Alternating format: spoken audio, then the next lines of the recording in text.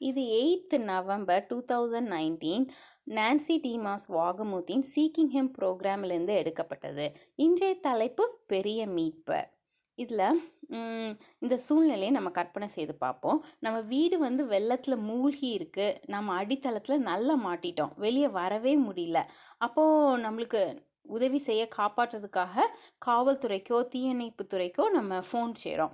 அந்த ஆப்ரேட்டர் சொல்கிறாங்க, நீங்கள் வெள்ளத்தில் சிக்கி மாட்டிட்டது எங்களுக்கு ரொம்ப வருத்தமாக இருந்தாலும் நாங்கள் உதவி செய்தோம்னா எங்கள் துணிலாம் நனைஞ்சிரும், அதில் எங்களுக்கு விருப்பமே இல்லை, அதனால எங்களால் வர முடியாது. இந்த நேரத்தில் வேறு யாரையும் உங்கள் உதவிக்கு எங்களால் அனுப்பவும் முடியாது அப்படின்னு சொன்னாங்கன்னு வச்சுக்கோங்க. அதை கேட்டாலே நம்மளுக்கு ரொம்ப அதிர்ச்சியாக இருக்கும். அதை நம்மளால் நம்பவே முடியாது, அப்படி தானே? ஆனால் நாமும் சில நேரங்களில் ஆண்டவர் இப்படி தான் பதில் கொடுப்பாரு அப்படின்னு நினச்சிட்டு நம்ம செயல்படுறோம்.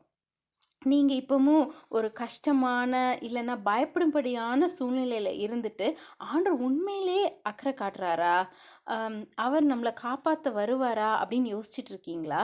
இது குறித்து வேதம் என்ன சொல்லுது அப்படின்னு வேதத்தில் பார்த்தோன்னா, ஆண்டவர் தமது அன்பு பிள்ளைகளை மீட்பதற்காக, அதாவது காப்பாற்றுவதற்காக வந்ததை எண்ணற்ற கதைகளில் நம்ம வேதத்தில் பார்க்கலாம்.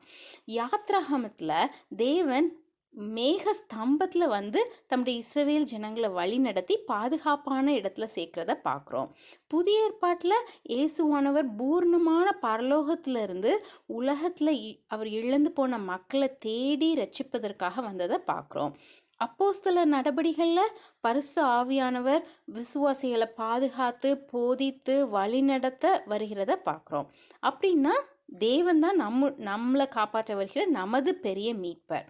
அவர் நம்முடைய அன்பு அப்பாவாகவும் இருக்கிறபடினால தம்முடைய பிள்ளைகளுக்கு என்ன தேவை என்பது அவருக்கு நல்லா தெரியும்.